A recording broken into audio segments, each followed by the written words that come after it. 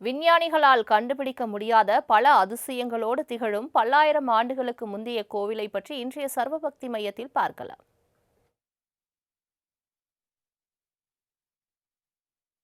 சிவ ஆலயங்கள் என்றாலே அங்கு பல அதிசயங்களும் ஆச்சரியங்களும் நிறைந்திருக்கும் என்பதில் சந்தேகமில்லை. கண்ணுக்கு தெரிந்து 5 அதிசயங்களும் தெரியாமல் பல அதிசயங்களும் நிறைந்துள்ள சிவாலயம் கோயம்புத்தூரில் இருந்து மேற்கு திசையில் 6 கிலோமீட்டர் தொலைவில் உள்ள பேரூர் பட்டீஸ்வரர் திருக்கோவில். ஆன்மீக ஆர்வலர்களுக்கும் வரலாற்று ஆய்வாளர்களுக்கும் ஒரு கலங்கரை விளக்கமாக இருந்து வரும் இக்கோவில் பல்லாயிரம் ஆண்டுகளுக்கும் முந்தையது என்றும் கிமு 2ஆம் நூற்றாண்டுக்கும் கிபி 10ஆம் நூற்றாண்டுக்கும் இடையில் சோழ வம்சத்தை சேர்ந்ததென்றும் கூறப்படுகின்றது.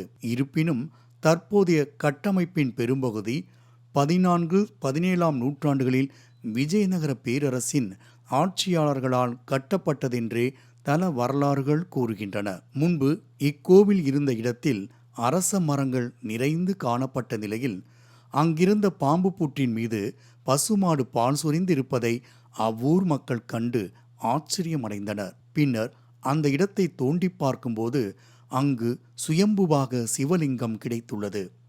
அதில் 5 தலைப்பாம்பு படமெடுத்த நிலையிலும் தலைப்பகுதியில் அழகழகாய் சடை கொத்துகளோடும் மாட்டின் கால்குழம்பு பதிவுகளும் காணப்பட்டுள்ளன.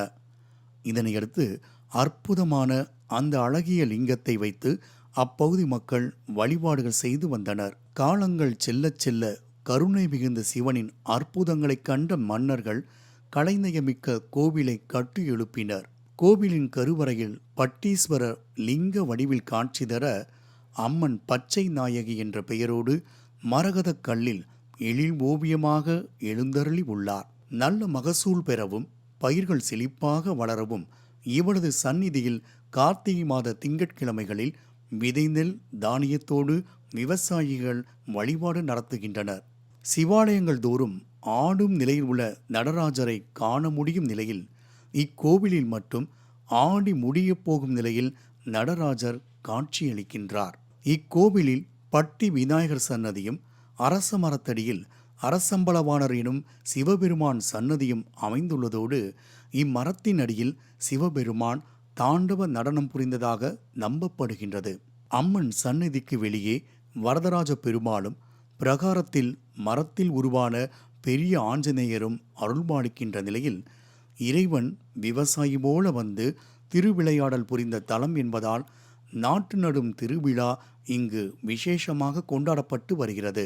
இக்கோவிலில் ஒரே கல்லில் செதுக்கப்பட்ட சுழல் தாமரை, 4 புறமும் தொங்கும் கல்லாலான சங்கிலிகள், சிங்கத்தின் வாயில் உருளும் கல் உருண்டை, சிவதாண்டவ சிற்பங்கள் என எண்ணற்ற கலைப்படைப்புகள் காணப்படுகின்றன. தேவலோகத்தின் பசுவான காமதேனு இத்தலத்தில் சிவலிங்கத்தை பூஜை செய்யும் போது அதன் பட்டி என அழைக்கப்படும் கன்றுக்குட்டி சிவலிங்கத்தின் மீது கால்களை வைத்ததாகவும் அந்த தழும்புகளை தற்போது வரை லிங்க திருமேனியில் காட்சியளிப்பதாகவும் கூறப்படுகிறது. இங்குள்ள இறைவனை வணங்கும் போது மீண்டும் பிறவா நிலை ஏற்படும் என்பதற்கு 5 அதிசயங்கள் இக்கோவிலில் இன்று வரை சாட்சியாக நிலைத்து நிற்கின்றன. இரவாத பனைமரம், பிறவாத புளியமர விதைகள், புழுக்காத சாணம், கல்லாக மாறும் எலும்புகள், வலது காது மேல் நோக்கிய நிலையில் இறக்கும் மனிதர்கள் என்பது அந்த 5 அதிசயங்கள் ஆகும்.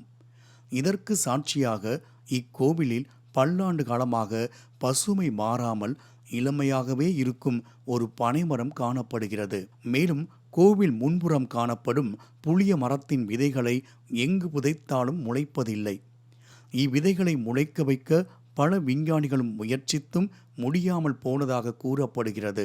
மற்றுமோர் அதிசயமாய் இக்கோவில் அமைந்துள்ள பேரூர் எல்லைக்குட்பட்ட பகுதிகளில் ஆடு மாடு போன்ற கால்நடைகளின் சாணம் மண்ணில் கிடக்கும்போது எத்தனை நாள்களானாலும் அவற்றிலிருந்து புழுக்கள் தோன்றுவதில்லையாம். அதேபோல இங்குள்ளவர்களில் யாரேனும் இறந்துவிட்டால் அந்த உடலை எரித்த பிறகு மிச்சமாகும் எலும்புகளை இங்குள்ள நொய்யலாற்றில் விட்டு விடுவார்களாம்.